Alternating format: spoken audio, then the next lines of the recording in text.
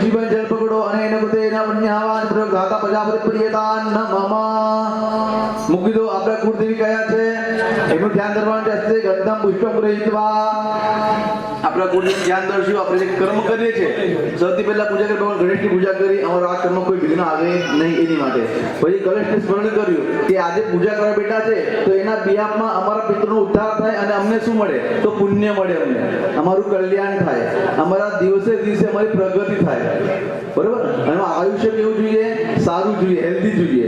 અને છેલ્લે લક્ષ્મીના ભંડાર અમારા ઘરે ભરપૂર.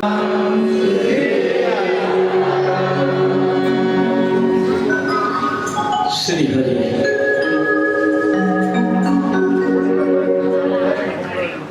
રડિયાત બેનનો રડિયાત માડીનો પૂર્વ સંકલ્પ 22/7/2007 અષાઢ સુદ સપ્તમી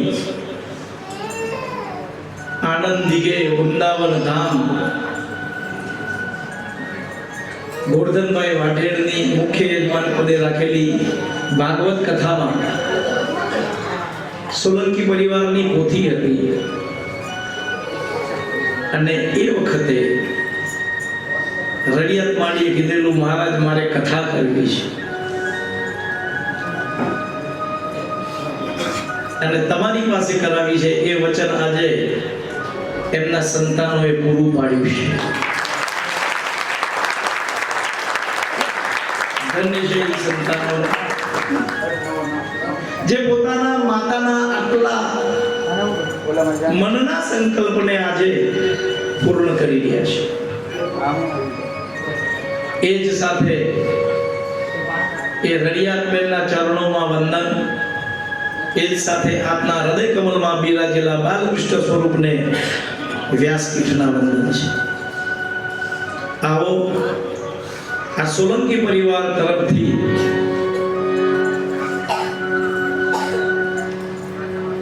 વિશ્વના કલ્યાણ અર્થે, પિતૃ મોક્ષાર્થે અને સ્વધર્મ પરાયણ અર્થે આયોજન શ્રીમદ ભાગવતની કથા ગંગામાં આપણે સૌ મળી ડૂબકી લગાડીએ, ભગવાનનું કીર્તન કરી.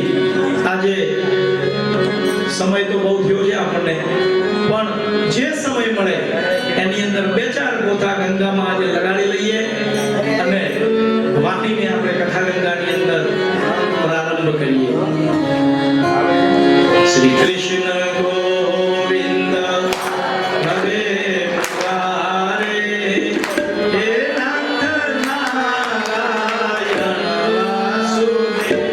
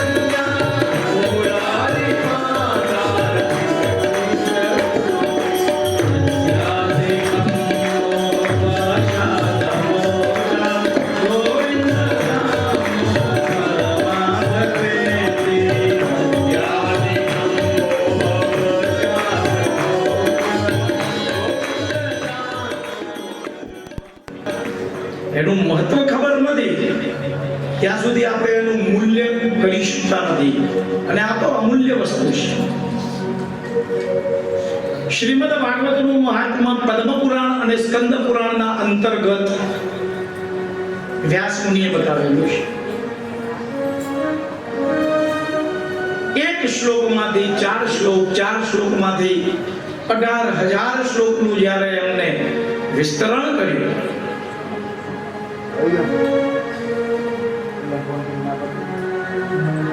તો વ્યાસ મુનિ એક વખત ખિન્ન મને બેઠેલા છે. 17 પુરાણોની રચના કર્યા છતાં પણ વેદવ્યાસજીને મન શાંતિ પ્રાપ્ત થઈ નથી.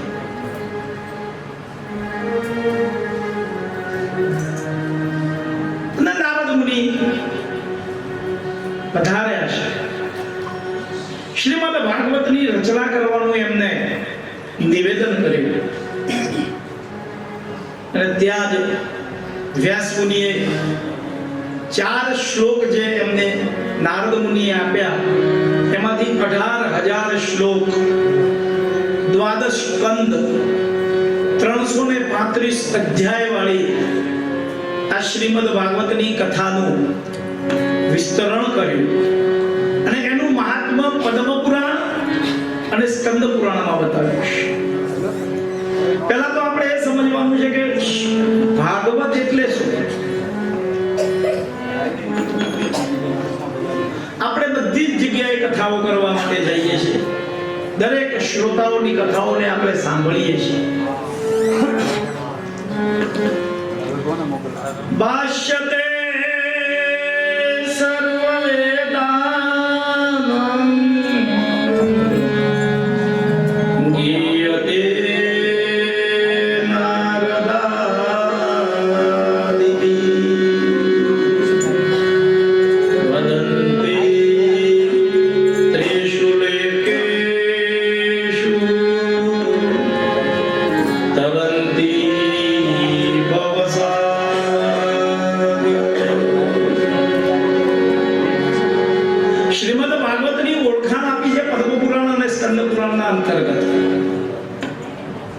ભાષ્યતે સર્વવેદેષુ.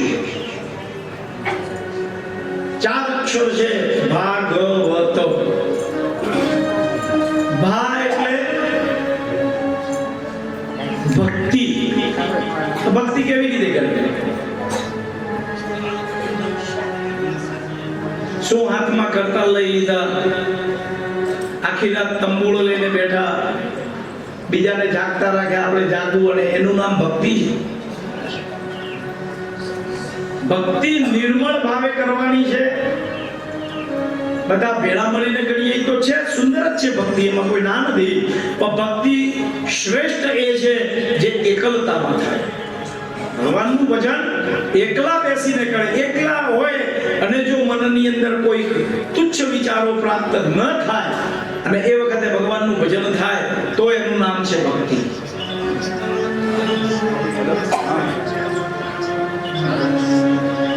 ભક્તિ કરવા માટે ઘરનો ત્યાગ કરવો, સફેદ કપડા કે ભગવા કપડા પહેરી લેવા, માથા ઉપર જટા વધારવી, મોટી મોટી માળાઓ પહેરી લે, આ બધાની કાંઈ જરૂર નથી.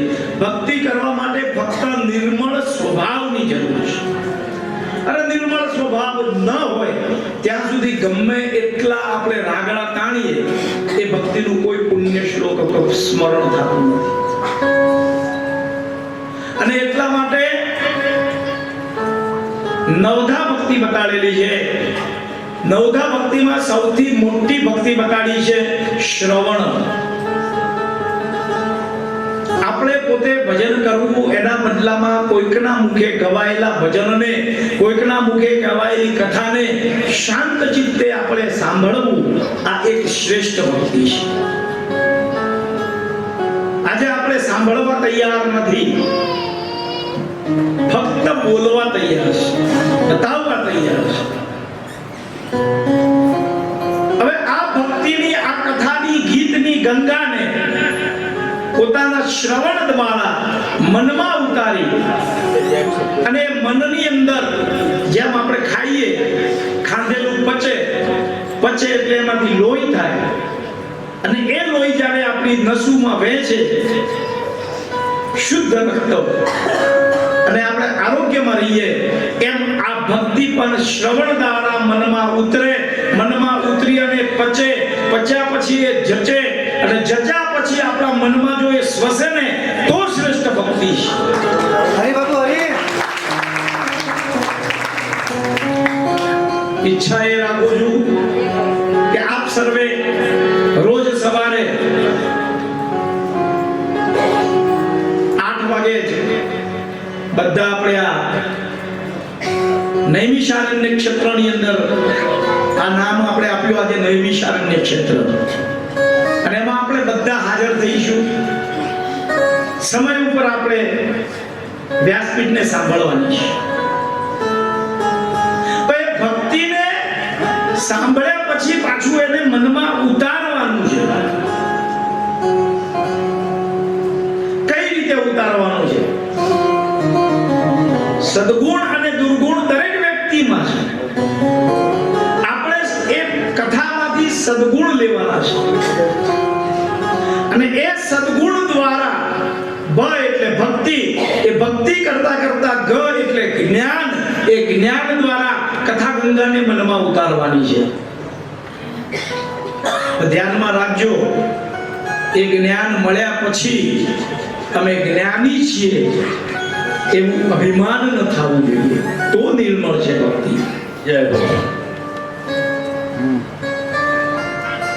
અને જો જ્ઞાનનું કદાચ આપણામાં આવડત હોય, શ્રેષ્ઠતા હોય, એમાં ના નથી. દરેક વ્યક્તિ, દરેક જીવ કોઈક ને કોઈક એક વસ્તુમાં શ્રેષ્ઠ હોય જ છે, કોઈક એક ખૂબી દરેકમાં હોય. જેમ સંગીતકારની એનું સંગીત વાદ્ય વગાડવામાં છે, વિદ્વાનોની મંત્ર બોલવામાં છે, યજમાનની પૂજા કરવાની અંદર જે શ્રેષ્ઠતા છે, ભાઈનું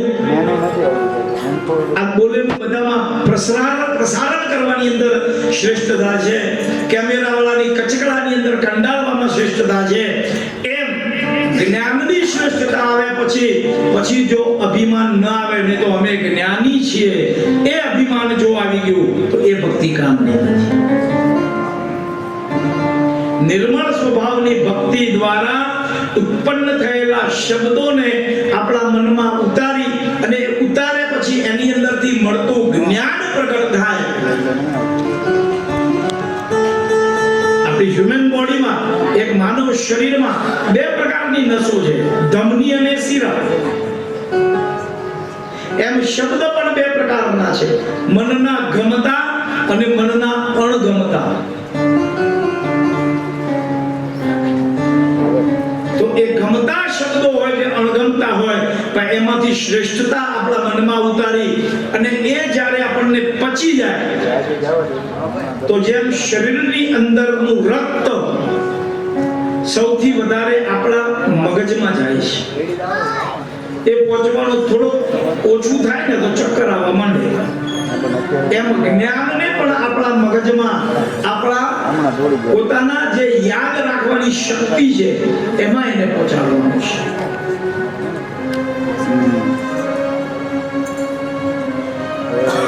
તો કઈ રીતે?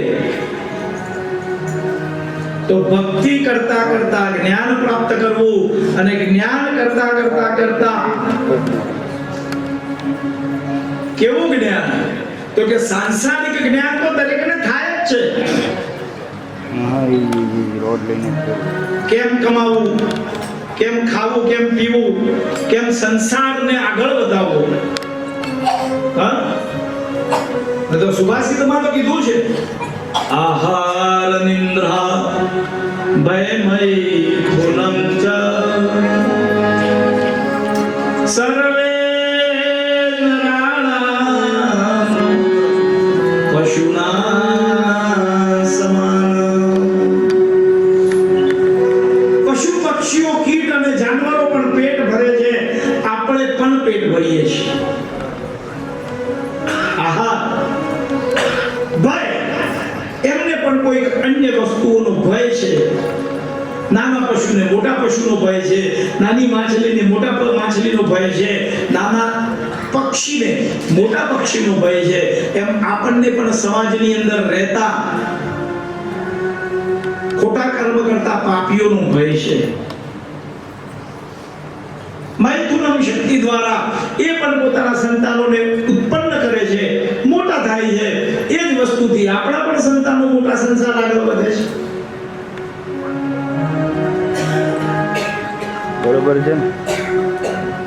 એ પણ ઊંઘે છે, આપણે પણ ઊંઘીએ છીએ. નિદ્રા બધાને છે. લોકો ગુમ કરે. તો પછી આપણે નિર્મળ થઈ અને ભક્તિ ન કરી અને ભગવાને આપેલી આ ચક્ષુ દ્વારા એનું દર્શન ન કર્યું, આપેલી જીભ દ્વારા એનું ગીત ન ગાયું, કર્ણ દ્વારા આપણે જો સાંભળ્યું નહીં, તો શાસ્ત્રમાં કહ્યું છે કે એ કાન સાપના દળ છે.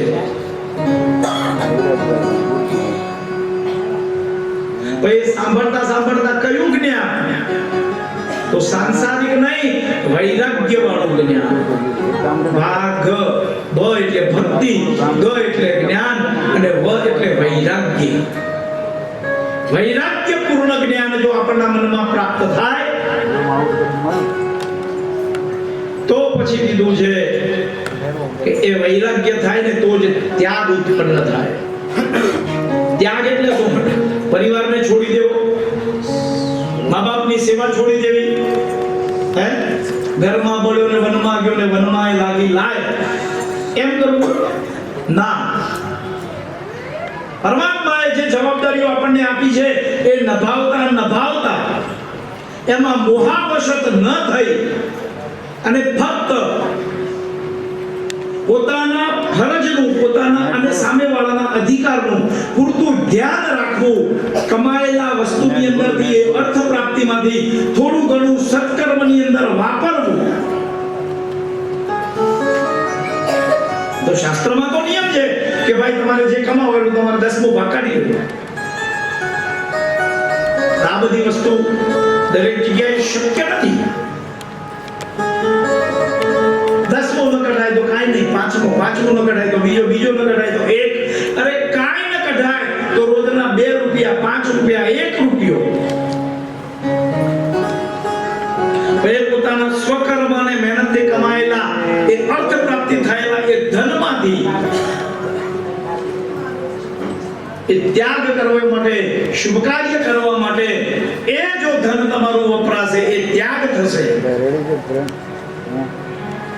અને એમ નથી કહેતો કે તમે જે કમાઓ એના દ્વારા યજ્ઞ કરાવો, કથાઓ કરાવો, બ્રાહ્મણોને દાન આપો, આ વસ્તુ નથી. આ બધું જ થતા જો કોઈ એક બાળક સ્કૂલમાં શિક્ષા ગ્રહણ કરે છે, ભણવા માટે એના ભણવાના પૈસા નથી, એમાં આપી દો. કોઈ એવી વિધવા બાઈ છે જેના ઘરમાં કમાનાર કોઈ નથી, એના ઘરમાં તમે એને અનાજ આપી દો. યજ્ઞ યાગાદી કાર્ય આ બધું તો આપણે કરવાના જ છીએ. આપણે બધાને ભેળા કરીશું, કારણ આપણે બધે સાંભળ્યું છે એટલે આપણે કરીએ છીએ. ધ્યાનમાં રાખજો, આજે જે તમે આ કથાનું આયોજન કર્યું છે ને, તમારા પિતૃઓ તો જે કર્મે ગયા એમને કદાચ નવો જન્મ પણ મળી ગયો હોય. કર્મે કરી અને જે કઈ યોનિમાં જાય છે એમને એ જન્મ મળી શકે છે. ભાઈ આ યોનિની અંદર પણ સુખ પ્રાપ્ત કરશે.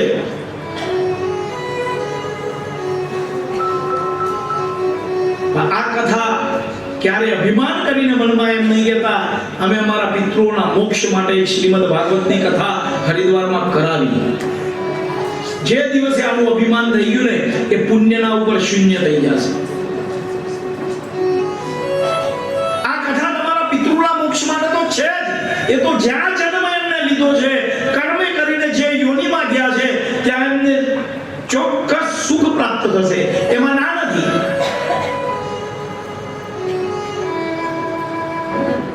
પણ એ શ્રવણ કર્યા પછી જો આપણો ઉદ્ધાર થાય, આપણામાં કાંઈક દુર્ગુણ હોય એ દૂર થાય, સદગુણ પ્રાપ્ત થાય અને બીજાના પ્રત્યે આપણને જે વૈર ભાવ હોય એનો ત્યાગ થાય ને, તો કથા સાંભળવાનું આપણને પુણ્ય પુણ્ય ફળ છે એ ત્યાગની વાત છે. જેમ માણસને રૂપિયો વાલો છે એમ માણસને મનમાં બદલો એ વાલો છે, છોડી નથી શકતો. એટલે બદલાનો ત્યાગ કરી શકો, એકબીજાના ઉપરની વૈર ભાવનાને છોડી શકો તો કથાનું પુણ્ય ફળ છે. બાકી તો આપણે ઊભા થઈ જઈએ, સાંભળીને કપડા ખંખેડીને આપણે ઘરે વયા જઈએ. તો ધ્યાનમાં રાખજો કે ભ એટલે ભક્તિ, ગ એટલે જ્ઞાન, વ એટલે વૈરાગ્ય, અને આ બધાનો જ મેળ કરી અને જો એ ત્યાગ ભાવના મનમાં ઉત્પન્ન થાય, બીજાના પ્રત્યેનું ત્યાગ ભાવના જો આપણી અંદરથી જો નીકળી જાય તો આ કથા સાંભળવાનું આપણને પુણ્ય ફળ છે.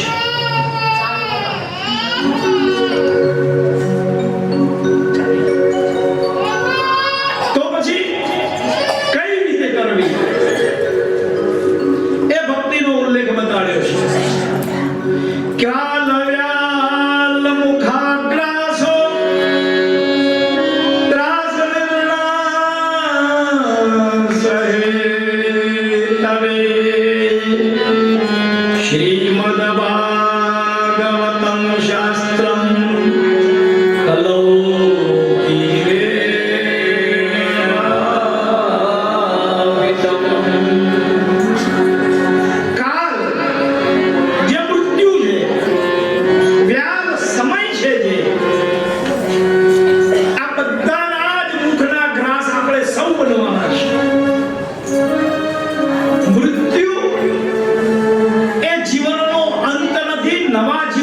શરૂઆત છે.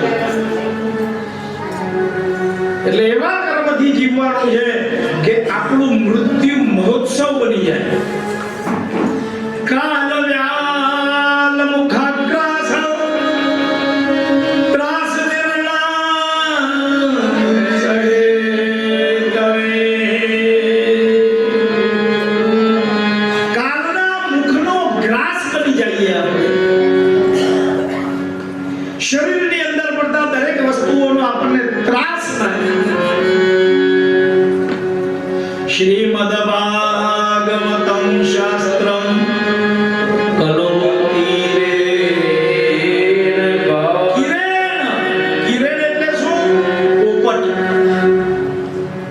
પોપટ જે જામફળ પેરુનું ફળ ઝાડ ઉપર લાગ્યું હોય એને ચાંચ ત્યારે જ લગાડે છે જ્યારે એકદમ પરિપક્વ થઈ ગયું હોય અને એ મીઠું લાગે. કોઈ પણ ફળ ઝાડ ઉપર હોય ને પોપટે ચાંચ મારી હોય એને ખાઈ જુઓ અને એની સાથે એના ઉપરથી તોડીને આપણે પકવેલું જેની અંદર પણ નાખીને પકવ્યું હોય એ ફળને ખાઓ. બંનેના સ્વાદની અંદર જેમ ભરપૂર ફરક છે એમ આ કલૌકિરેણ ભાસિતમ, આ શુકદેવ જેવા પોપટના મુખથી થયેલું આ કથાને આપણે સાંભળવાનું.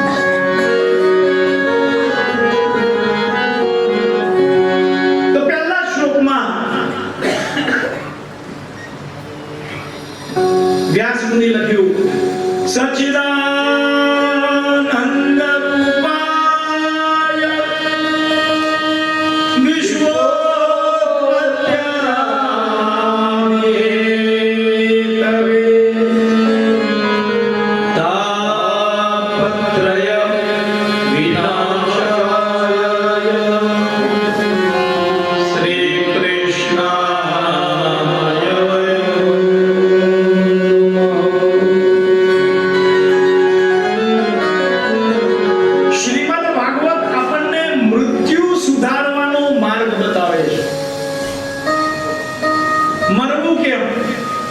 ડરી તો નહીં જાવ ને, આપણે તો એ જ રસ્તે ચાલ્યા છે. કદાચ આવે તો કેટલા તૈયાર થઈ જાય? લ્યો 10% તૈયાર નથી. તીર્થમાં આવે તો કેટલા તૈયાર થાય ભાઈ? કહેવાય છે ધ્યાનમાં રાખજો. પહેલા જ શ્લોકમાં ભગવાનના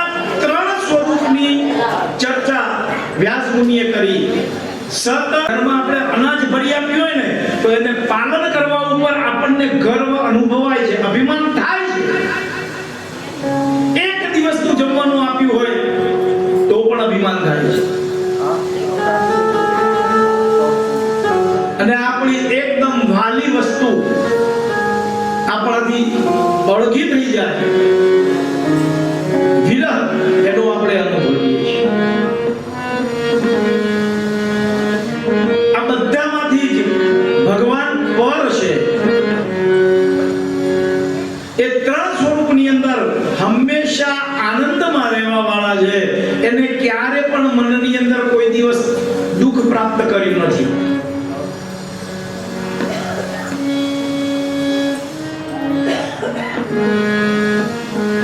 યમ પ્રવ્રજંતમનુપેતમપેતકૃત્યં દ્વૈવાયનો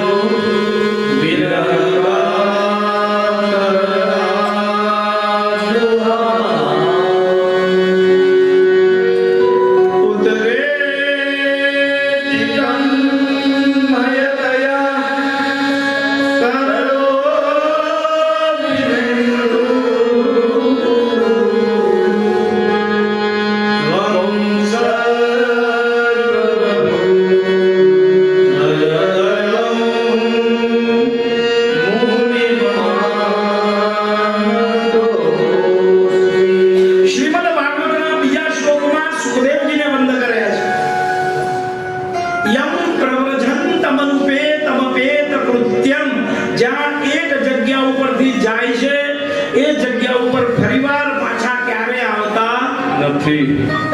અને આપણે તો ક્યાંય જઈએ એટલે રિટર્ન ટિકિટ કન્ફર્મ કરીને જઈએ. જય હો. માનું છું ઘર એ જ પૃથ્વીનો છેડો છે, એના સિવાય સુખ પ્રાપ્ત થતું ગમે એટલા બારે ફરીને જાઓ, ઋષિકેશમાં, હરિદ્વારમાં, કેદારનાથમાં, બદ્રીનાથ, કેદારનાથ, યમનોત્રી, ગંગોત્રી, ઘરે જાઓ ને એટલે હાશ થાય. જય હો. હા, હવે સારું ખબર છે કે આ માયાનું ઘર છે. આપણે બધા માયામાં બંધાયેલા છે. આટલા પુણ્ય ક્ષેત્રની અંદર પરિભ્રમણ કર્યા પછી પણ પોતાનું ઘર યાદ આવે છે.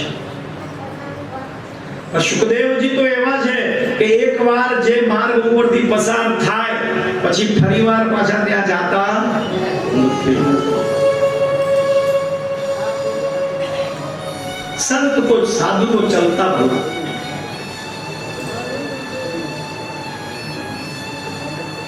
ભગવાન કહે છે કે જે વ્યક્તિએ પોતાના જીવનમાં ફળની ઈચ્છા નથી રાખી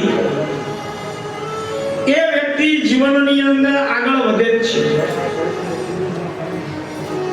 ફળની ઈચ્છા રાખશો તો શ્રીમદ ભગવતનો ગીતાનો જે શ્લોક છે એ આપણા માટે નથી.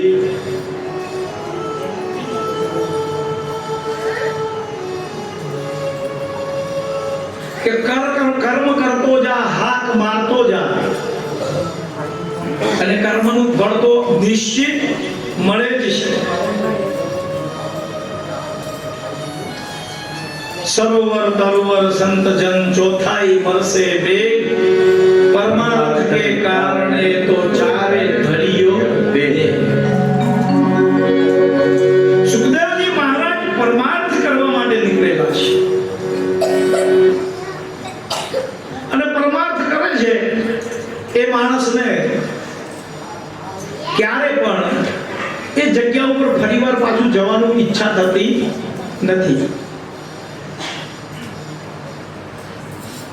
એટલે નૈમિષારણ્યની ભૂમિકાને પહેલા તો તૈયાર કરવાની છે. આપણે સૌથી પહેલા કીધું કે આ નૈમિષારણ્યની અંદર આપણે સૌએ સવારે 8 વાગે હાજર થવાનું છે. કેમ નૈમિષારણ્ય? જ્યાં વક્તાની વસ્તુ, શબ્દ અને એ રૂપી જ્ઞાન ગંગા જ્યારે આપણા શ્રવણમાંથી આપણા મનમાં ઉતરે અને એ સ્થાનનું આપણા ઉપર જ્યારે એનું પ્રભુત્વ થાય એનું નામ છે નૈમિષારણ્ય. 88,000 ઋષિઓની સભા છે, બધા મળીને બ્રહ્મા આગળ ગયા છે.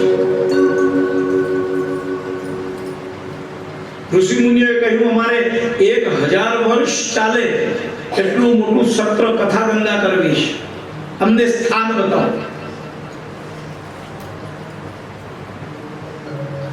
બ્રહ્માજીએ પોતાનું નૈમિષ્ય નામનું એક ચક્ર છોડ્યું અને એમણે કીધું કે આ જ્યાં ઠરે, જ્યાં ઊભું થાય એ જગ્યાએ તમારે કથા કરવી.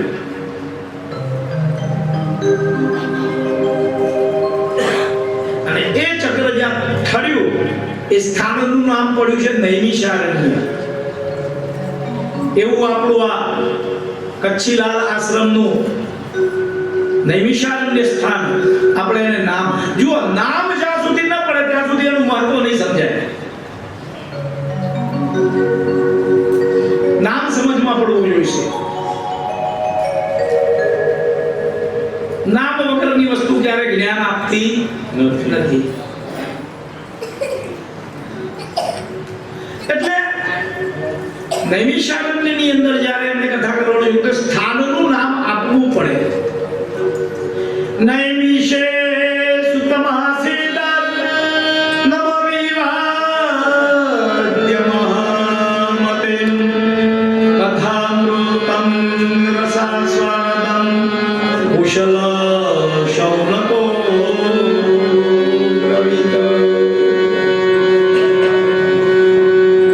તમે ગમે એટલી જગ્યાએ જાઓ પણ જ્યાં સુધી મનની અંદર નૈમિષારણ્યની ભૂમિકા તૈયાર નહીં થાય ત્યાં સુધી કોઈ પણ વક્તવ્યની અસર થશે નહીં. એટલે મનમાં નૈમિષારણ્યની એક ભૂમિકા તૈયાર હોય. આપણે તીર્થમાં આવ્યા છીએ, હરિદ્વાર ધામમાં કેટલા પુણ્ય હશે ત્યારે શ્રીમદ ભાગવતની કથા સાંભળવાનો અને કહેવાનો આ મોકો મળ્યો છે. કેટલા જન્મ ગયા હશે.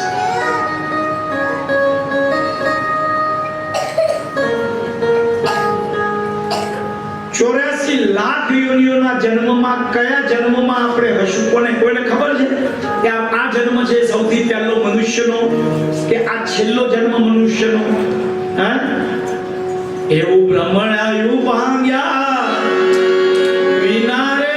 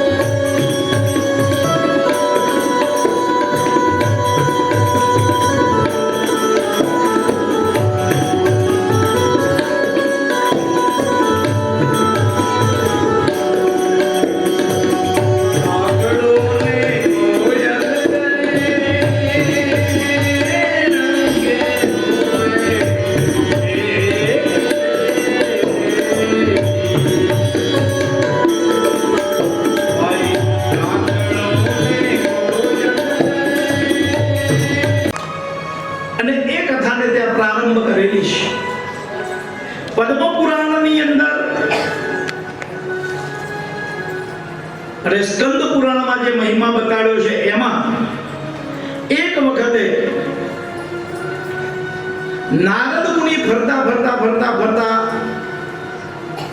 14 ભુવનમાં જ્યારે એમને પરિભ્રમણ કર્યું છે, ભૂલોક, ભુવલોક, મહલોક, જનલોક, તપલોક, સત્યલોક, વૈકુંઠ લોક, અતળ, તળાતળ, સુતળ, રસાતળ, ગતળ અને પાતાળ, પૃથ્વી લોક ઉપર આવીને જ્યારે એમને જોયું, સત્યમ નાસ્તિ તપસોચમ દયાદાનમ ન વિદ્યતે ઉદરાભરણ જીવા વરાગા ઉદવાશિણા. આ વિશ્વમાંથી, આ જગતમાંથી સત્યનો નાશ થઈ રહ્યો છે, અસત્યનો વ્યાપ વધી રહ્યો છે. તપ નથી, શૌચાદી ક્રિયાઓના નિયમો નથી, નથી દયા, નથી દાન, ફક્ત દરેક જીવ રહેશે તો ઉદર ભરણેઓ જીવા વરાહા કુટવાશિના, ફક્ત પેટ ભરવા માટે દરેક જીવ પ્રયત્ન કરે છે. આપણે બધા જ એમાં છે. કુટભાષિના ખોટું બોલે છે. મંદા સુમદ મતયો મંદ ભાગ્યા દુપહરિતા પાખંડા નિરતા સંતો વિરક્તા સપરિગ્રહ. પાખંડ સિવાય કાંઈ જગતમાં એમને દેખાતું નથી. અને પાખંડ કરવાનો જો ગુજરાતીમાં એક આપણે કહેવત છે, કસાઈના ઘરે કહોર હોય. જેટલા પુણ્યશાળીઓ છે, સત્કર્મ કરે છે ને, એ બધાઓને જ પરીક્ષા આપવી પડે છે.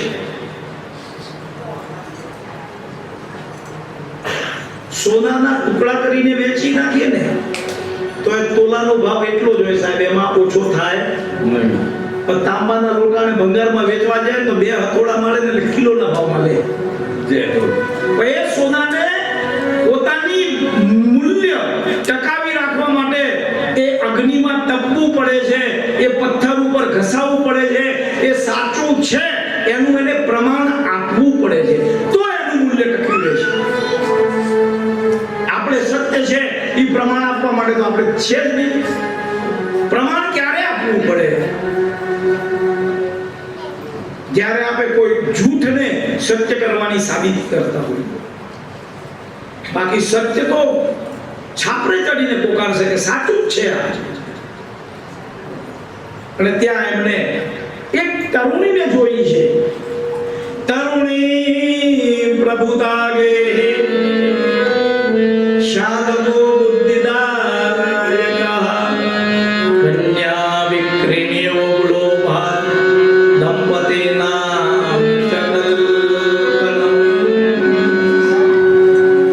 કલયુગની અંદર શું થશે એ બતાવ્યું છે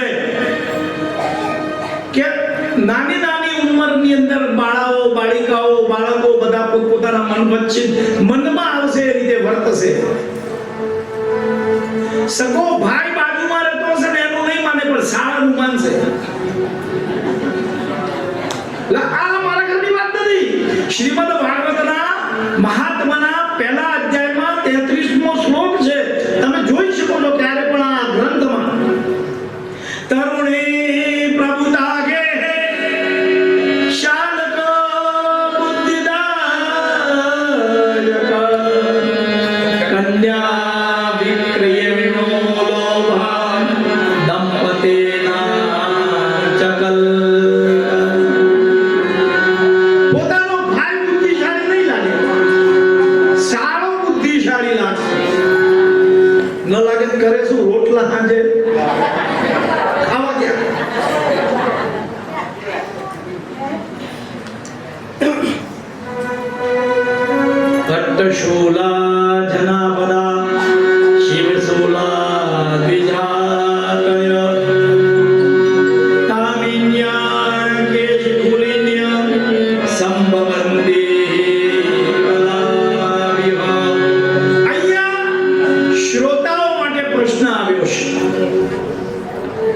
ચાર પ્રકારની કથા છે. જેમ પરીક્ષિતે નિર્ણય કર્યો મારે કથા અમૃત પીવું છે, અમૃત નથી પીવું, અહીંયા તમારે નિર્ણય કરવાનો છે. ચાર પ્રકારની કથા છે: જ્ઞાન, ભક્તિ, વૈરાગ્ય અને પ્રેમ. કઈ કથા સાંભળવી છે?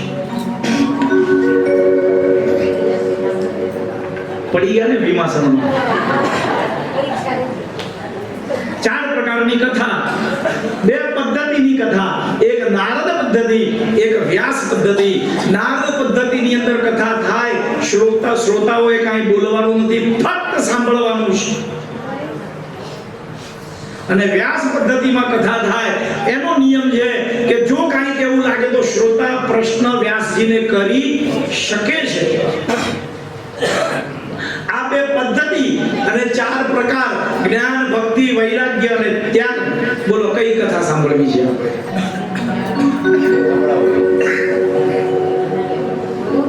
વિચાર કરો. એક ક્ષણનો અહીંયા કઈ 60 મિનિટનું આપવામાં ના આવે લોક કરવા માટે, તરત જ જવાબ આપો.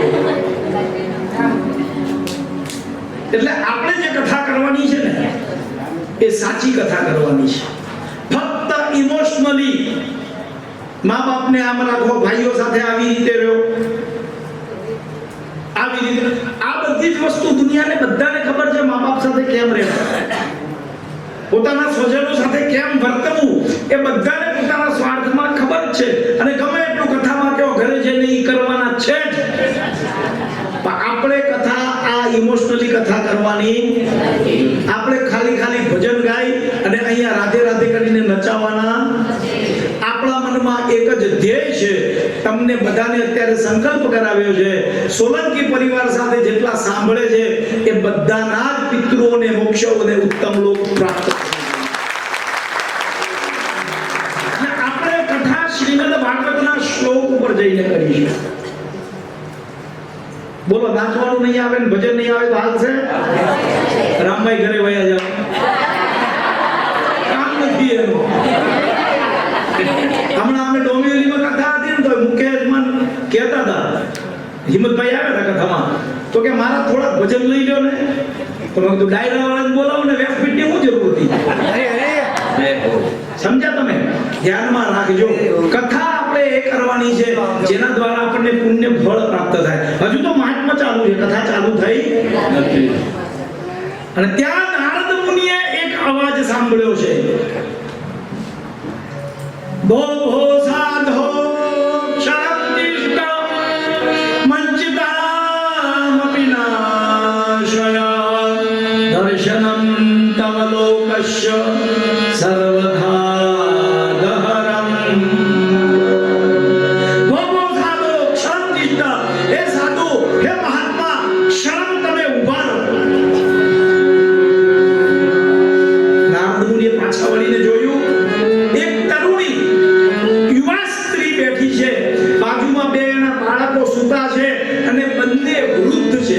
વિચાર કરો, માં યુવાન અને એના બંને સંતાનો વૃદ્ધ છે. હે સાધુ, ઉભા રહો, મારી ચિંતાને તમે દૂર કરો. આ મારા બે દીકરા છે, એ કાળે કરીને વૃદ્ધ અવસ્થામાં છે, એને તમે જગાડો.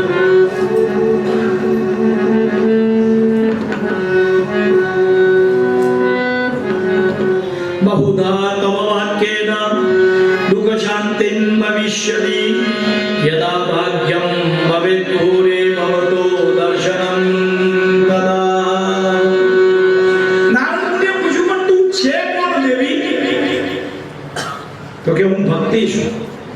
અહમ ભક્તિ રીતિ ખ્યાતા ઇમં મે તનયો મતો જ્ઞાન વૈરાગ્ય નામાનો કાલ યોગે નજર.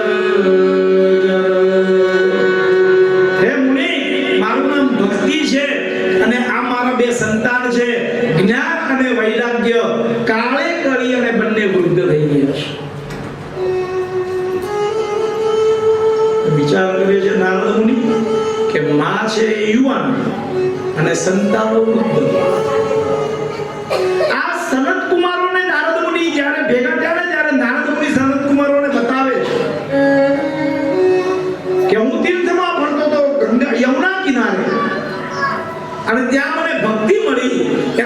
સંતાન બંને વૃદ્ધ છે.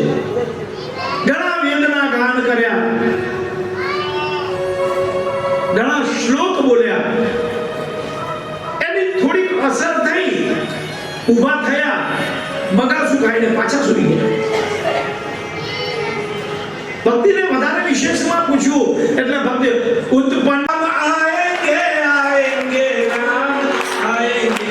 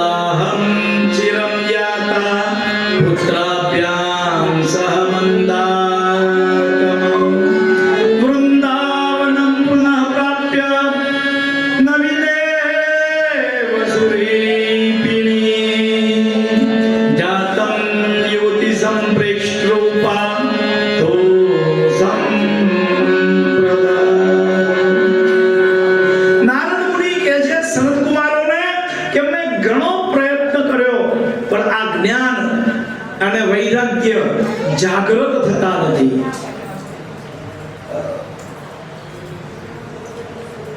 સંત કુમારે કહ્યું એમને જગાડવા હોય ને તો શ્રીમદ ભાગવતની કથા કરો.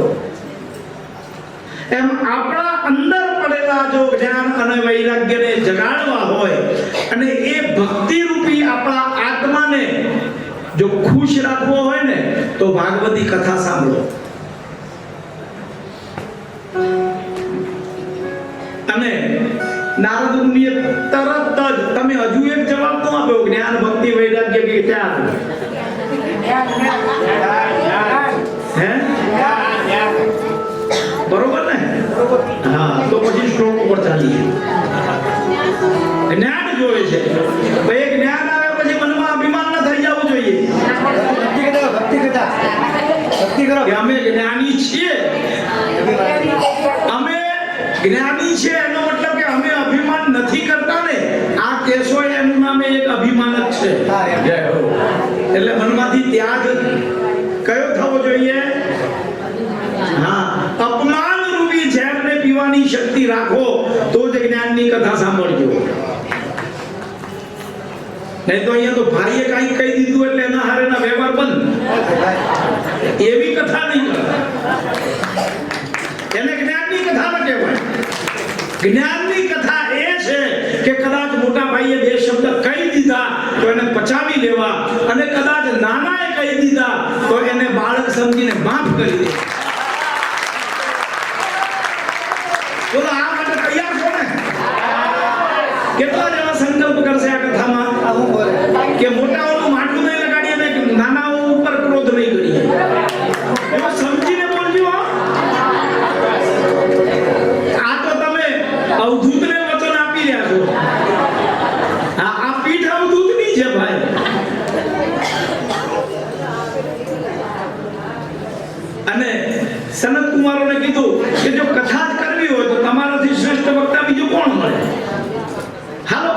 ગંગાનો કિનારો છે, કથા કરો ચાલુ.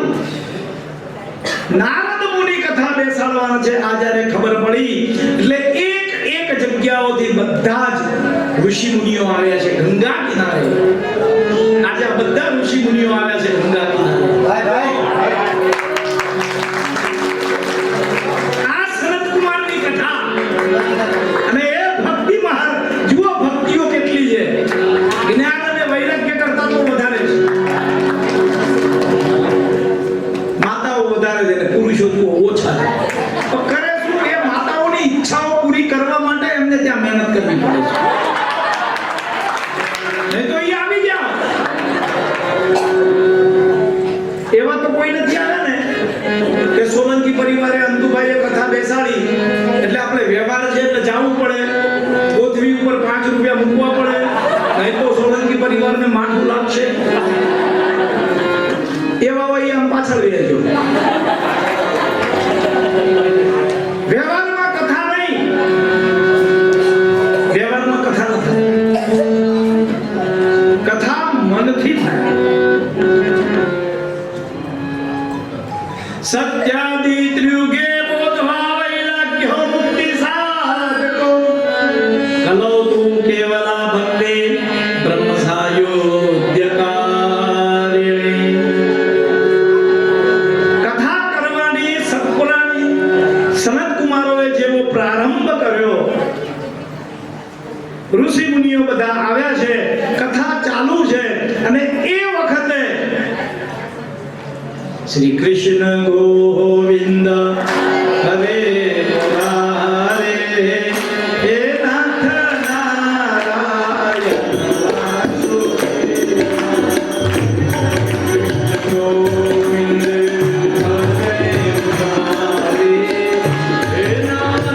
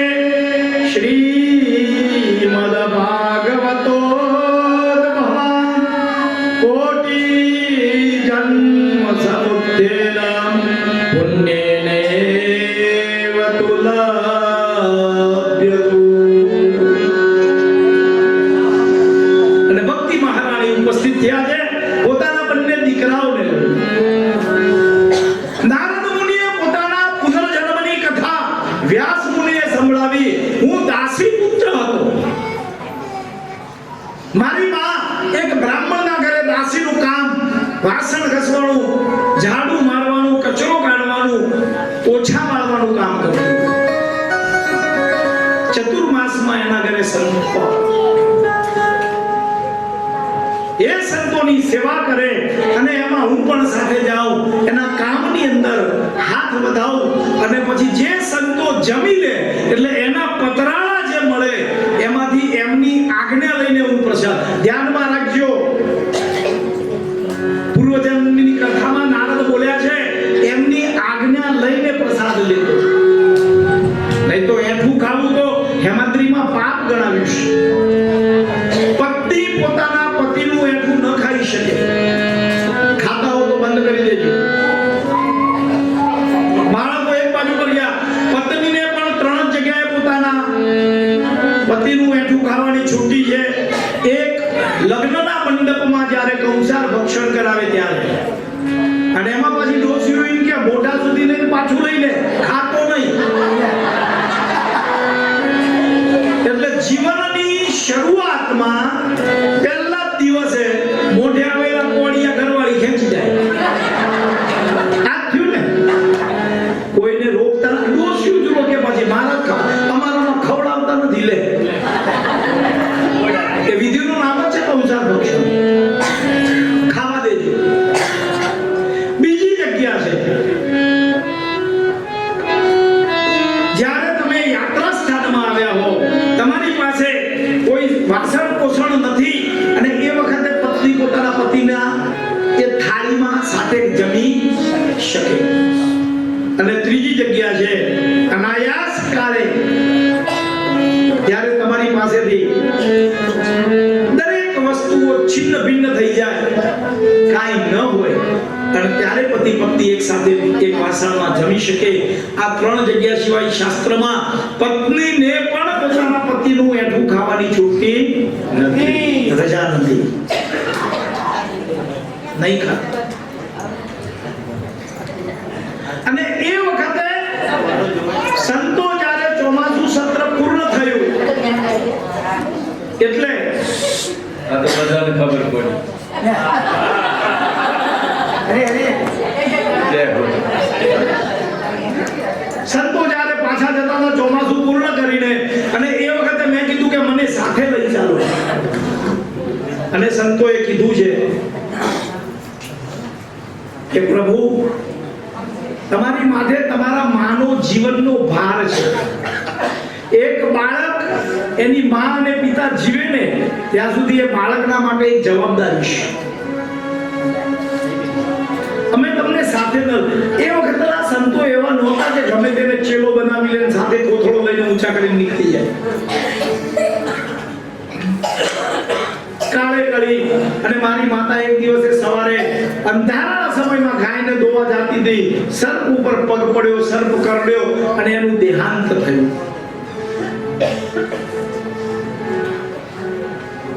મારો માર્ગ ખુલ્લો થયો અને હું ઉત્તરની બાજુ પર ગયો છું, અને ત્યાં ભગવાને મારા ગુરુજીએ આપેલા મંત્રને રટતા રટતા ભગવાનના દર્શન થયા. કહ્યું, વીણા આપી આ તું વગાડજે, આગલા જન્મમાં તું મારો ભક્ત થઈશ.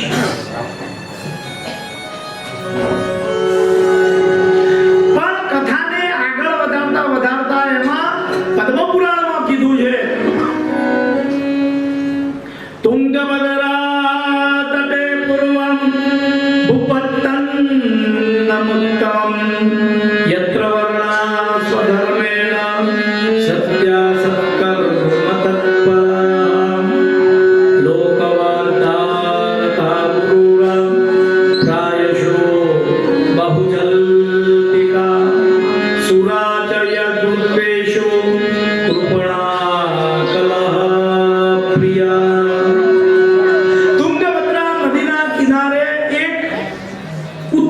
શહેર હતું, અને એમાં આત્મદેવ નામનો બ્રાહ્મણ રહેતો. પત્ની છે એનું નામ છે ધુંધુલી, કલહપ્રિયા, વાત વાતમાં કલેશ કરે.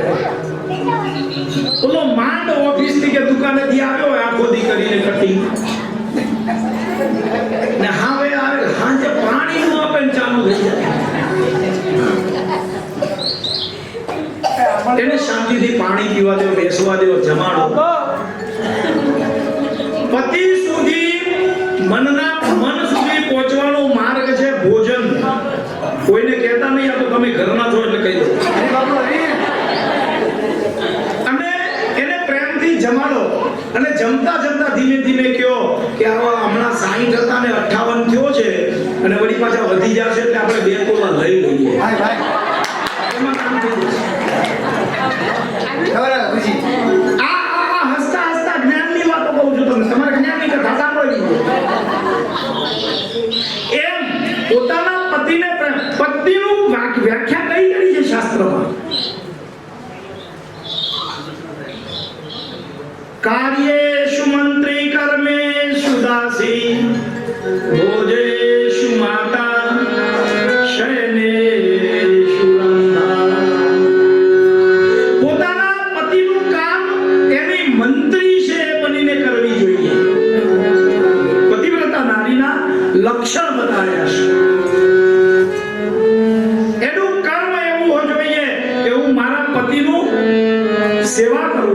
દાસીની જેમ દાસત્વ ભાવ સ્વીકાર કરી લેવો જોઈએ. ભોજન કરે ને ત્યારે હું મારા બાળકને જમાડું છું એવો ભાવ એના મનમાં હોવો જોઈએ. અને જ્યારે પોતાના શયનખંડમાં હોય ત્યારે અપ્સરા પ્રત્યે રહેવી જોઈએ. અને અહીંયા જો ચાલુ થઈ જાય તો પછી આમાંથી એક ગુણ કહેવાય ખરો. સવારથી થાકી ગઈ, આટલા તમે સાડીઓ લઈ આવ્યા, બીટિંગ કર્યા, બટન ટાકે, એટલે પણ તેમાં તું મંત્રી છે, તારે કરવું જ પડે. આ તો આ છે એટલે કીધું, બીજો સમાજ હોય તો હું એમનું કહું, માથું ન લગાડતા. પ્રેમથી જમાડો.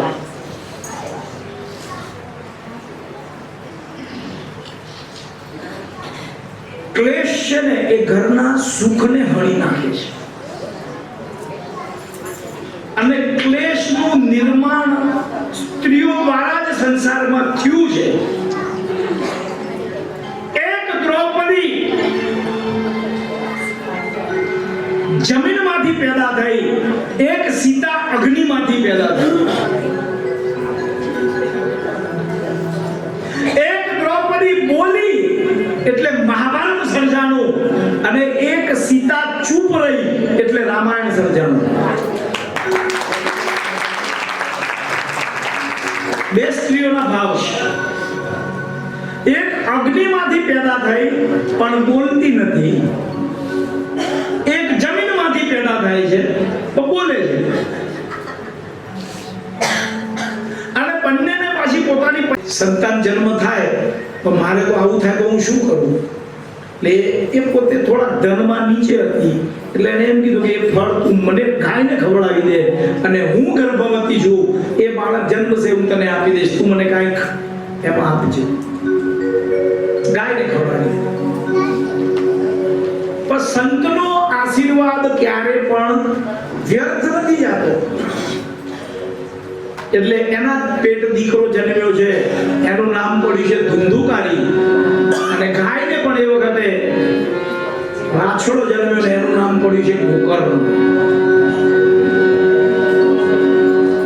કાળ ગાય જેવા છે.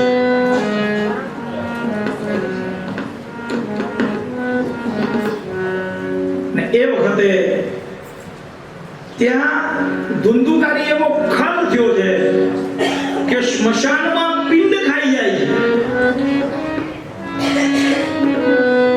પોતાના માતા અને પિતાને બહુ ત્રાસ આપી રહ્યો છે. કંટાળી ગયો કે સાચું કીધું તું સંતે, તને સંતાનનું સુખ નથી. સંતાન જો ધન ભેગું જરૂર કરજો, બહુ ધન કમાઓ, ના નથી, સંસારમાં જરૂરી છે. પણ એ ધન જો બચાવીને ભેગું કરીને રાખશો અને દીકરા નપાવટ હશે ને તો ભેગું કર્યું હશે ને એ વાપરી નાખશે. અને તમે ધન કાંઈ નહીં ભેગું કર્યું હોય અને જો દીકરા કદાચ સમજણા હશે ને તો એ એની રીતે બધું ભેળું પછી ભેગું કરો કે ન કરો, કોઈ કામનું ખરું. ધનના માર્ગ કેટલા?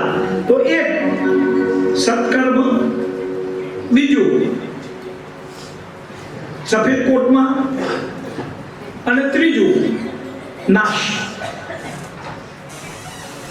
કાં તો બધો ભોગવો એ ભાગ્યશાળી ભોગવવું. 60 વર્ષ સુધી જે કમાણા હોય અને એ પછી ભેગું ન કરતા પોતાના માટે ભોગવો. ઊંધા પડી પડીને ઢીસણા કામ ન કરતો હોય તો ઘરમાં ઝાડુ પોતા ન મારતા, 500 રૂપિયા બાઈને દઈને કરાવી લેજો. ભોગવું. અને કાં તો પછી એ કર્યા રાખશો એટલે ઘૂંટણામાં રિપ્લેસમેન્ટ શું કહેવાય, એટલે સફેદ કોટમાં જશે. અને કાં તો પછી એનો નાશ થશે. ક્યાં? તો કે તમારા સંતાનો ખોટી જગ્યાએ વાપરશે. એમ આને ભેગું તો કર્યું સંતના આશીર્વાદ, ભોગવી શકતો નથી. એક વખતે પોતાના દીકરાને ગોકર્ણની વાત કરી. અહીંયા દીકરો બાપનો ગુરુ બને છે, ત્યાં વાસુકીના ગુરુ બન્યા છે. કર્દમ ઋષિના દીકરા પોતાની માના ગુરુ બન્યા છે અને કપિલ સાંખ્ય યોગ આવ્યો છે. ગોકર્ણએ કીધું છે ભોગાન ભુક્તો વયમેવ ભુક્તા કાલો નયાતો વયમેવ યાતા તપોન તપં વયમેવ તપ્તા તૃષ્ણાન જીર્ણા વયમેવ જીર્ણા. હે પિતાજી, સુખ અને દુઃખ કર્મની ગતિ છે. આજ કર્મોમાં આપણને સુખ મળે છે એ કોને ખબર કયા જન્મના કરેલા કર્મનું પુણ્ય ફળ હશે, અને દુઃખ મળે છે તો કયા કરેલા દુષ્કર્મનું એ ફળ હશે. ને તો એ જ આપણા પરમ પૂજ્ય પ્રાતસ્મરણીય ડોંગરેજી બાપા, એના જેવા કથાકાર કોઈ નહીં. ક્યારે નજર મળાવી પોતાની પત્નીના અસ્થિ વિસર્જન વખતે એ બ્રાહ્મણ પાસે પૈસા નથી, મંગલસૂત્ર વેચી નાખીને અસ્થિ વિસર્જન કર્યા છે. ઠાકુર સિવાય કોઈનું નામ નહીં એને જીભ ઉપર આવ્યું. એ રામકૃષ્ણ પરમહંસ માતાજીને પોતાના હાથે ખવડાવે છે, એને ગળામાં આવ્યું. તમે ભક્તિ કરો છો એટલે કાંઈ નહીં થાય નહીં. ભક્તિ કયા કર્મના પુણ્ય ફળ દ્વારા કરીએ છીએ એ આપણને ખબર નથી, પણ એ કર્યા પછી પણ જ્યાં ખાડો પડશે ને ત્યાં ભરવા માટે તો આપણે તૈયાર રહેવું પડશે. પોતાનું ઘર છોડીને આત્મદેવ ગયા છે, ત્યાં એની માતા ધુંધુલી મૃત્યુ પામી છે. અને સ્વચ્છંદ તમારા એક વસ્તુ ધ્યાનમાં રાખજો, અયોગ્ય જગ્યાએ આપેલી પોતાના સંતાનોની સ્વતંત્રતા સ્વચ્છંદતામાં બદલાઈ જશે. બહુ ખાસ ધ્યાન રાખજો. આ શબ્દ તમને સમજાય તો ઠીક છે, ન સમજાય તોય ઠીક છે, પણ અયોગ્ય જગ્યાએ આપેલી સ્વતંત્રતા, આપણે બાળકોને સ્વતંત્રતા આપી દઈએ છીએ, જાઓ તમારા મનમાં એમ કરો. તેની યોગ્યતા એ પ્રમાણે હોવી જોઈએ. એ યોગ્યતા ન હોય ત્યાં સુધી બાળકોને સ્વતંત્રતા નહીં આપતા, ભલે એની સાથે ઝઘડો કરવો પડે.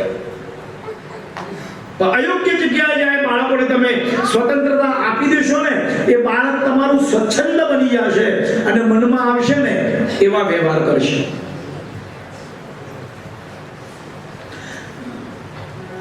આ ધુંધુકારી વેશ્યાઓની અંદર જતો થઈ ગયો છે.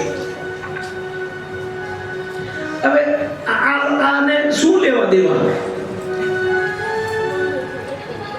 કે આને પકડતા પકડતા ક્યારેક રાજાના સિપાહીઓ આપણને પકડીને પૂરી દેશે, એટલે એના મોઢામાં સળગતા કોલસા ગાલી અને ધુંધુકારીને મારી નાખ્યો. કર્મ એવા હતા. મૃત્યુ અંતે સામતી એ જ ગતિ.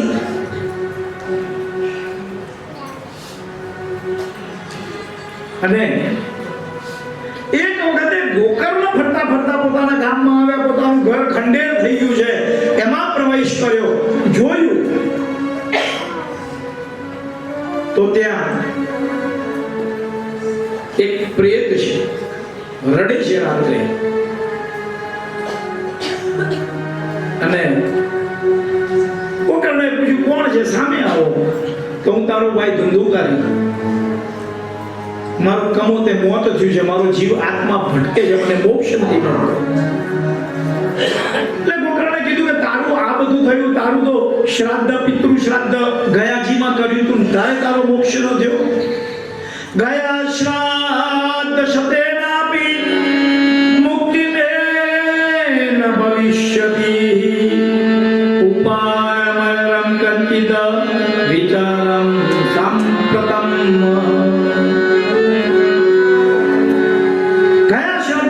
મુક્તિ નહીં થાય, મારા માટે તમે કાંઈક ઉપાય કરો.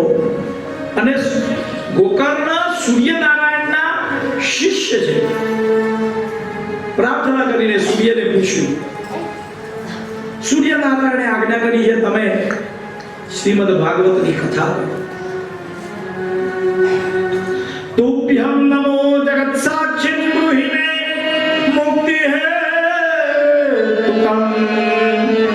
શુતવા દુરતઃ સૂર્ય સ્ફુટમિત્યમ ન્યભાષતો. સૂર્ય તમને ક્યારે બિલ મોકલાય પ્રકાશ આપે છે એનું? આમાંથી કેટલા જણા આપણામાં પુરુષો સૂર્યને સવારે સૂર્યનારાયણના ઉદય પહેલા જળ ચડાવે છે? 2 જણા, 3 જણા, 4 જણા, 5 જણા. દેખા કાંઈક તો દેખાણું. આગળ વાળા એકે નહીં. પ્રાતઃકાળે 4 વાગે ન ઉઠાય તો આપણે સંસારી છે, વસ્તુ ઠીક છે, પણ એ વખતે બ્રહ્મ મુહૂર્તમાં ઉઠી સ્નાન કરી સૂર્ય ઉગે એના પહેલા સૂર્યને આપણે જળ અર્પણ કરવાનું છે. ક્યારે માંગવાનો વારો નહીં આવે.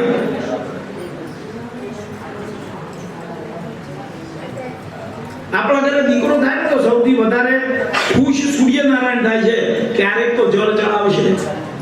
આપણે તો વાહળો નીકળે તો ઉઠવું નથી.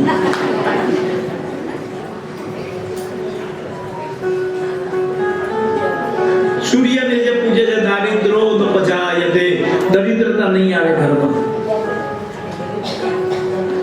આદિત્ય નમસ્કારમ યે કુર્વન્તિ દિને દિને જન્માંતર સહસ્રેષુ દારિદ્ર્યમ દોષાયતે.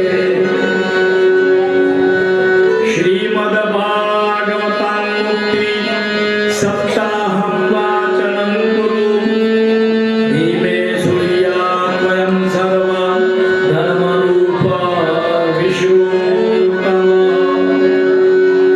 7 દિવસની શ્રીમદ્ ભાગવત કથા બેસાડી ગોકર્ણજીએ સ્વયં કથા કરી છે. ધુંધુકારીનો મોક્ષ થયો, લેવા માટે વિમાન આવ્યું છે.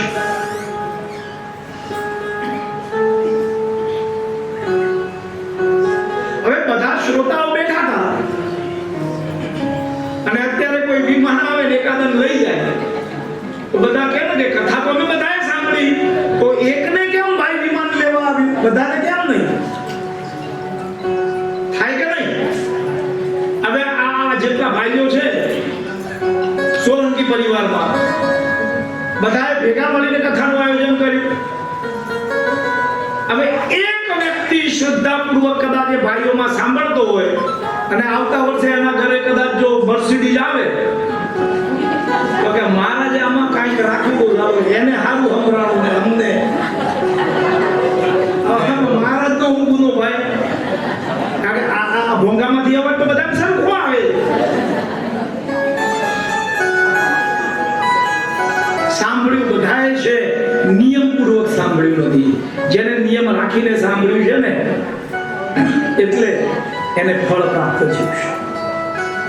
એટલે આગળ બેસી અને મૌન વ્રત રાખવું હોય તો આગળ બેસજો.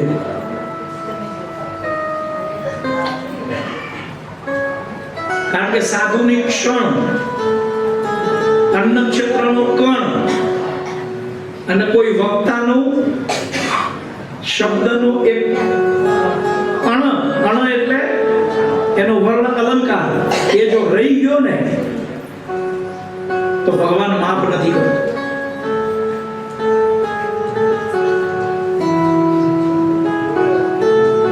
ધ્યાનમાં રાખજો, કથા શ્રવણ કરવાના પણ નિયમો છે અને એ નિયમો સિવાય જો કથા શ્રવણ કરીશું એ ધુંધુકારીએ 7 ગાંઠમાં વાસમાં બેસી ગયો. દિવસે દિવસે એક ગાંઠ, બીજી ગાંઠ, ત્રીજી ગાંઠ, ચોથી, પાંચમી, છઠ્ઠી, 7મી ગાંઠ ફૂટીને 7મા દિવસે એનો મોક્ષ થયો. કઈ 7 ગાંઠો? અજ્ઞાન રૂપી મનની 7 ગાંઠો જો ફૂટે કઈ તો સૌથી પહેલા વ્યક્તિના મનમાં ઉત્પન્ન થાય છે કામ. અને કામ જ્યારે એના મનની વાસના પૂરી ન થાય ને એટલે મનમાં આવે છે ક્રોધ.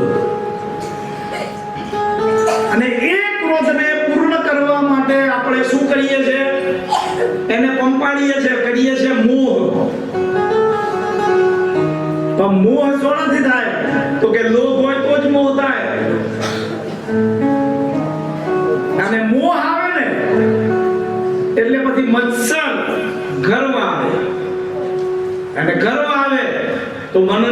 હું આ છું એનું અભિમાન આવે, કામ ક્રોધ લોભ મોહ મદ મત્સર, અને આ અભિમાન આવે એટલે મનમાં અવિદ્યા પેદા થાય છે. આ 7 પ્રકારની ગાંઠો જો મનમાં ફૂટી જાય તો શ્રવણ કરીને આપણને લેવા વિમાન. એટલે સૌથી પહેલા કથા સાંભળતા હો ત્યારે મનમાં કામ ભાવના, વાસનાનો અર્થ આપણે સંસારીઓ ખોટો લઈ લઈએ છીએ. ભગવાને રાસ લીલા કરી એટલે એમાં ઘણા માણસોએ કીધું કે એને વળી બીજી બાઈઓ સાથે નાચવાની જરૂર હું હતી. આને ખોટું મનમાં લઈ લીધું. વાસના નથી. રાસ લીલા એ જીવ અને શિવનું મિલન બતાડ્યું છે. બધાને નથી મળ્યા હોય ભગવાને. જે અધિકારી જીવ છે એને અહીંયા બોલાવ્યા છે, નહીં તો શ્રોતાઓ તો આવા હોલ કદાચ નાનો શું આપણને ગ્રાઉન્ડ રાખ્યું તોય નાનું પડે. હે પ્રયત્ન કર્યા છે હિંમતભાઈ અને મનુભાઈએ, એ પ્રયત્નો કર્યા છે. અમે 4 જણા સાથે આવતા, પણ અધિકારી જીવો છે એ આ કથામાં આવી શક્યા છે. અને અધિકાર સિવાય શ્રોતા શ્રવણનું ફળ પ્રાપ્ત થતું નહીં. તો કેટલા 2 વર્ષ થયા કે 3 વર્ષ? 2 વર્ષથી આ બધું ચાલે છે. એમાં પરીક્ષા લેવાની હમણાં સુરત ગયા ત્યારે આ ભાઈ સવારે ઉઠ્યા કે કેટલા આવે? મેં કીધું હજી બોરીવલી જ છે. આખી રાત ટ્રેનમાં બેસી રહ્યા છે 2 જણા. અધિકારી જીવ સિવાય શ્રોતા શ્રવણ કરવાનો ફળ પ્રાપ્ત નથી. 7 પ્રકારની મનની ગાંઠો ફૂટવી જોઈએ. સૌથી પહેલા કામની, ક્રોધની, લોભની, મોહની, મત્સરની, અભિમાનની, અવિદ્યાની. અવિદ્યા એટલે કઈ?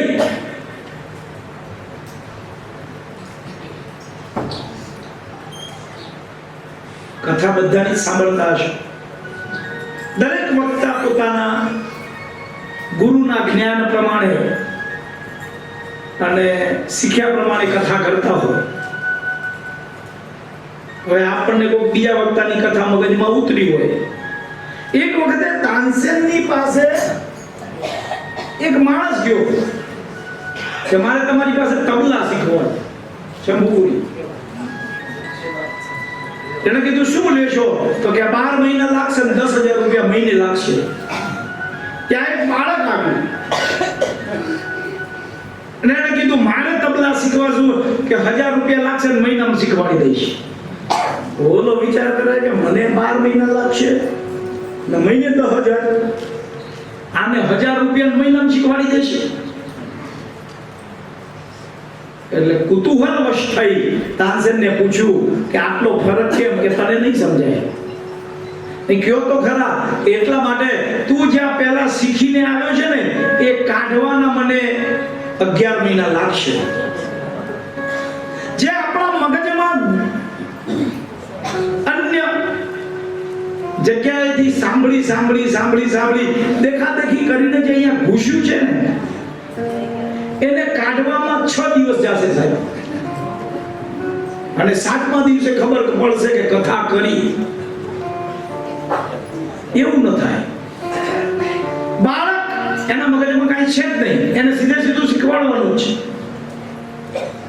આપણે બધાએ બાળક બનીને શીખવાનું છે, સાંભળવાનું છે. બાળકની અંદર જે નિસ્પૃહ ભાવના છે, જે સ્નેહ છે, જે નિડરતા છે એ ઉત્પન્ન થવી જોઈએ. એક જગ્યાએ તમે એક બોમ્બ રાખી દો અને બાળક રમતું જે હાથમાં પકડી લેશે, એને ડર નહીં લાગે.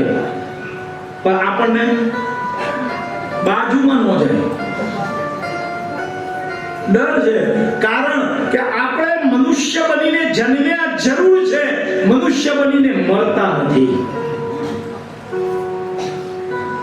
હજારો વખત મર્યા છતાંય આપણને મૃત્યુથી ડર લાગે છે. કારણ એ આપણે મનુષ્ય બનીને જન્મ્યા નથી.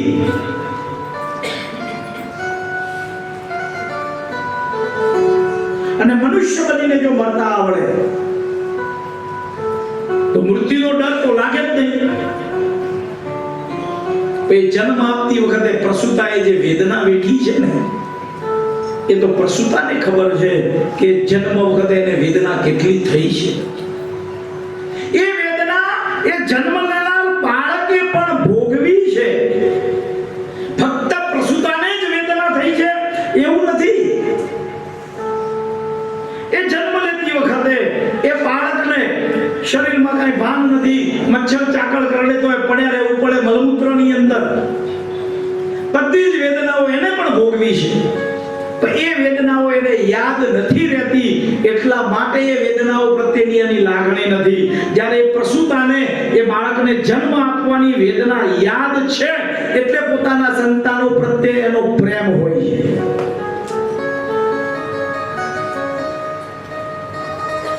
એટલે એવું ન બને કે આપણે 7 દિવસ સુધી કથા સાંભળીએ અને પછી છેવટે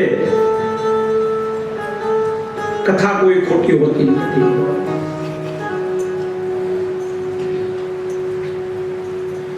પ્રેત પીડામાંથી એની મુક્તિ થઈ છે. કંબંતે સર્વ પાપાની સપ્તાહ શ્રવણે અસ્માકં પ્રલયં સત્ય કથાયે નતરે. એટલે શ્રીમદ ભાગવતની અંદર વક્તાના ગુણ બતાવ્યા છે. વક્તા કેવો હોવો જોઈએ. આપણે કથા બધે જ સાંભળીએ છીએ, અરે કથાઓ વેચાય છે. અત્યારે ભાવ થાય છે, કથાના આટલા રૂપિયા લેશું. રણિયત પાસે પૂછ્યું તો કેટલા લેશો? 2007માં કેટલા લેશો મારે કથા કરાવી હોય તો? કયો ગુણ બતાવે છે કથાના? વિરક્તો વૈષ્ણવો વિપ્રો વેદ શાસ્ત્ર વિશુદ્ધિ કૃતઃ દ્રષ્ટાંતો કુશલો ધીરો વક્તા કાર્યો નિષ્પૃહ. પહેલા તો કથાનો વક્તા વિરક્ત હોવો જોઈએ. આખું આભા મંડળ ભેળું લઈને ફરવા વાળો નહીં, વિરક્ત હોવો જોઈએ. એ વિરક્ત બ્રાહ્મણ જે હોય,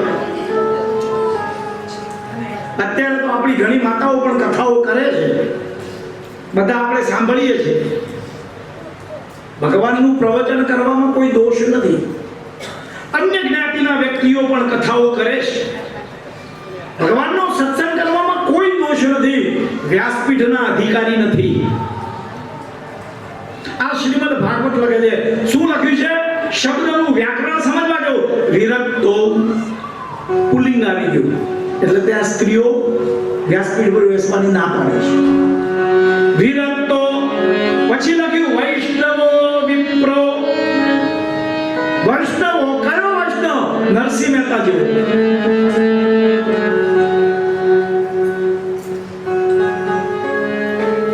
પર દુખે જેને દુઃખ થાય, બીજાના સુખમાં સુખ થાય એવો વૈષ્ણવ. વિપ્રો બ્રાહ્મણ.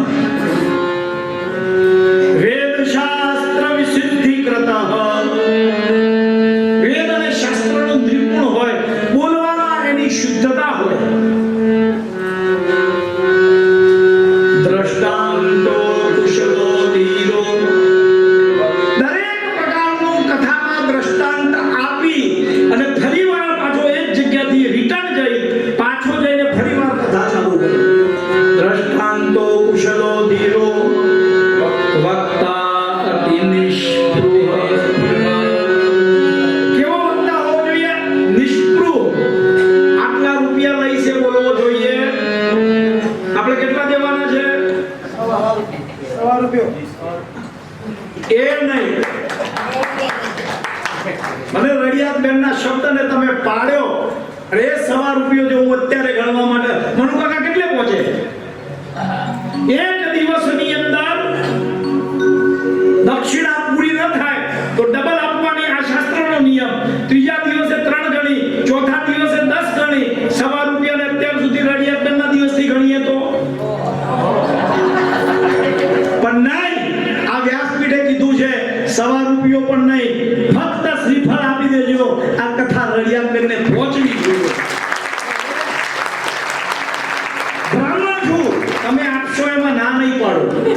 સહર્ષ સ્વીકાર કરી લઈશ, પણ માંગીને અરે मैं मांगू और तू दे वो मुझे मंजूर नहीं નહીં, એ મંજૂરી નથી, અયાચક છું. અને આજ સુધી કોઈ ન કહી શકે કે અનિલ મહારાજે આપણી દક્ષિણા આ કામમાં માંગી. અયાચક છું. સુશીલા અને સુદામા અયાચક હતા. નહીં તો 70 વર્ષ થઈ ગયા સુદામાને લગ્ન કરે. અરે છઠ્ઠા દિવસે ઘરવાળીને ખબર પડી જાય કે પોતાના પતિના મિત્રો કોણ છે. ન પડે? એને ખબર નહોતી મારા પતિ સુદામાનો મિત્ર દ્વારકાધીશ, રાજાઓનો રાજા મહારાજા છે. કેમ પોતાના પતિને મદદ માંગવા માટે ન મોકલાવ્યો? અયાચક છે.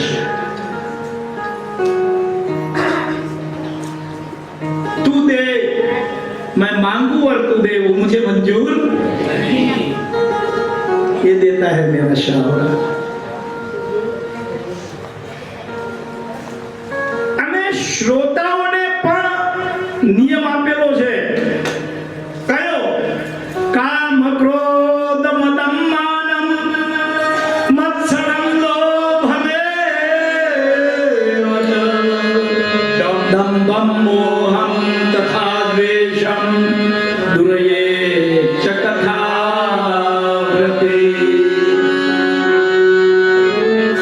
આપણા કથાના યજમાનોએ એમના ઉતારામાં પલંગ ઉપર સુવાનું નથી. એ સ્ત્રી હોય કે પુરુષ હોય, સોલંકી પરિવારનો કોઈ વ્યક્તિ પલંગ ઉપર નહીં સૂવે, ભલે ઠંડી લાગે. સમજી ગયા? 7 દિવસ સુધી દાઢી મૂછ કરાવવાના નહીં. આ તમારા માટે નિયમ છે, અમારા માટે નહીં. આપણા માટે નથી, આપણે બોલ ક્લીન છે. 7 દિવસ સુધી નખ કાપવાના નહીં. 7 દિવસ સુધી કાંદા લસણ અને રીંગણ ખાવાના નહીં. આ બધા નિયમોમાં છે. તમને પહેલા વાત કરેલી છે સાહેબ. હવે ગમે એટલી દાઢી વધે, ફોટા સારા આવે કે નો આવે, બાકી દાઢી મૂછ કરાવવાની. કરાવું તો આજ બપોરે 1 વાગ્યા સુધી કરી લેવું. હવે કાંઈ નહીં, પૂરું થઈ ગયું. ક્રોધ ન થવો જોઈએ. મેં તમને સંકલ્પ કરાવ્યો છે સાહેબ કે 7 દિવસની કથા પૂરી ન થાય ત્યાં સુધી ભાઈઓમાં કાંઈ થાય ને તો અંદર પેટે ત્યાં જઈને લડીને જવા કે અહીંયા કોઈ ખબર ન પડવાની થાય. ક્રોધ ન થવો જોઈએ. બેનું તમને ખાસ કહું છું. આમાં એકે મોંઘી સાડી પહેરી એટલે ઓલાને ઘરમાં પથારી ફરી જો ઓલાને કથા માટે નવી લાગી હતી, તમે માટે નવી નથી લાગી. એવું નહીં, હાથ પહેરી હોય ને આમ લટકતું મંગલસૂત્ર. દરેકની પરિસ્થિતિ એક સરખી નથી પડે. દેખાદેખી નહીં કરતા. મદમ માનમ. તમે આ પ્રસાદ લઈ આવે તો મને કેમ નો કીધું? કથામાં બધા ભાઈઓ, કદાચ કોઈ એક વ્યક્તિ નિર્ણય લઈ લે, તમારો મોટો ભાઈ અથવા નાનો ભાઈ, તો મનમાં એવો મોહ નહીં લાવતા કે મને પૂછ્યા વગર કેમ કર્યું. રમેશભાઈ, આ બધી વસ્તુઓ છે. આ કથા આ મારા ઘરનું નહીં, મહાત્માના 6ઠા અધ્યાયના 47માં શ્લોકમાં લખેલું છે. વાંચી શકો છો. પૂછવાનું નહીં.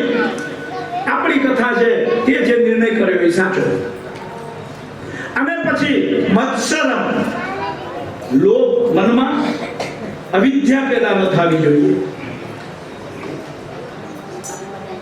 લોભ નહીં રાખતા. મહારાજ દક્ષિણા મૂકવાનું જગ્યાએ કહેશે. પહેલા કહી દઉં, દક્ષિણા યજ્ઞ નારાયણની પત્નીનું નામ છે. અને દક્ષિણાના નામ ઉપર ભગવાન નારાયણે આશીર્વચન આપેલું છે કે જ્યાં દક્ષિણા નહીં મુકાય ને ત્યાં કાર્ય પૂર્ણ થશે નહીં. એટલે એને કીધું, પણ દક્ષિણા એટલે કઈ?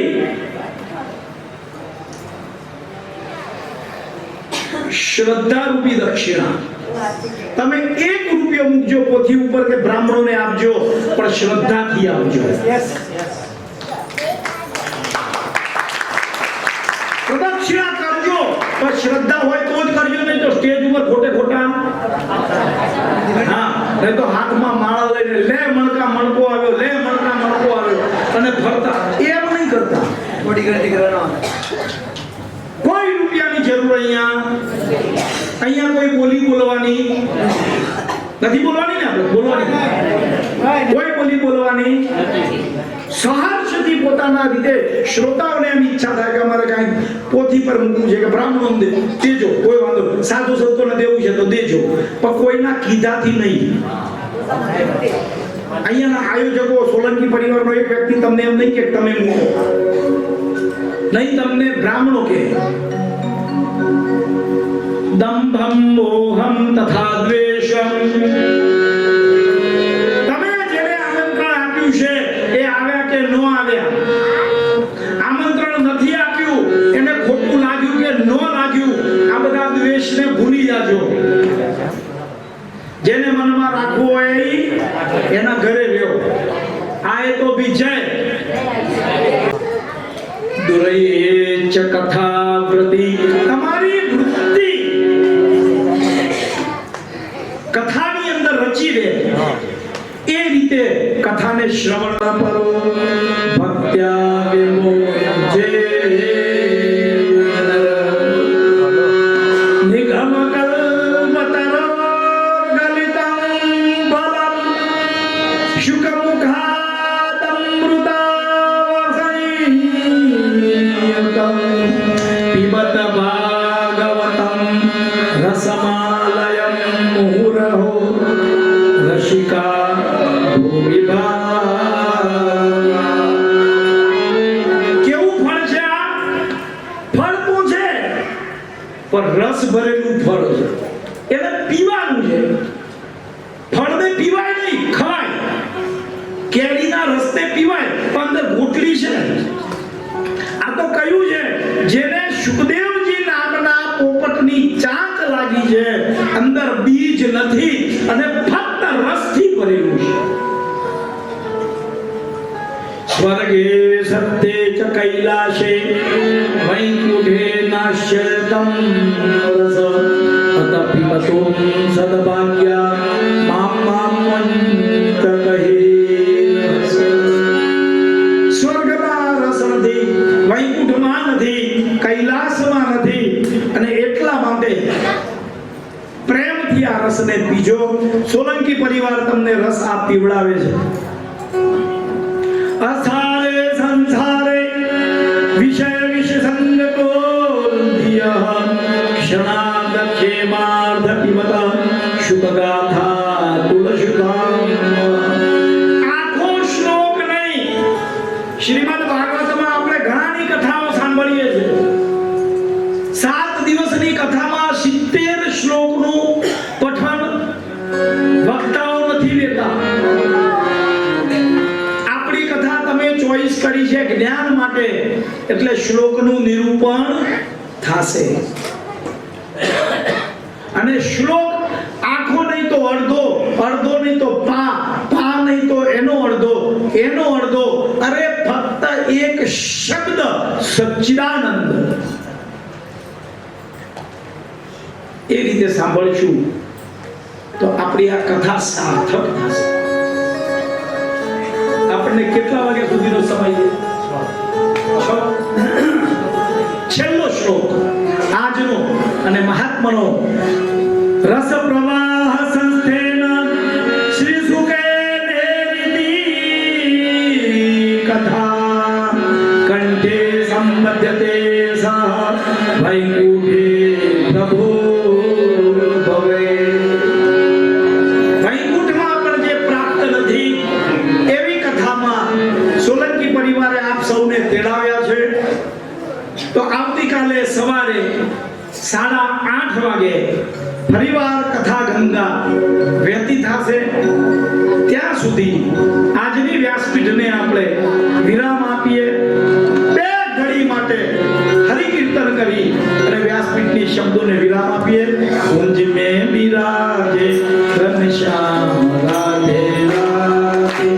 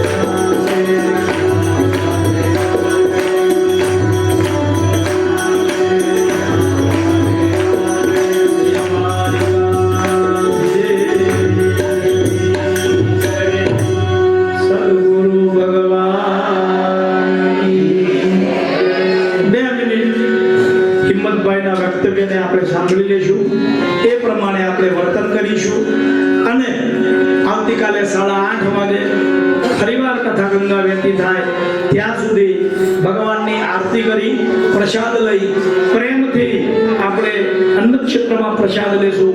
બગાડ થાય એટલું થાળીમાં કોઈ લેશો નહીં, ધ્યાનમાં રાખજો. અન્નક્ષેત્રના કણનો બગાડ કરતા નહીં અને પ્રેમથી કોઈની પણ કોઈ કમ્પ્લેન ન આવે એવી રીતે આપણે આ આશ્રમમાં બધાએ 7 દિવસ સુધી રહેવાનું છે. શ્રી દ્વારિકાધીશ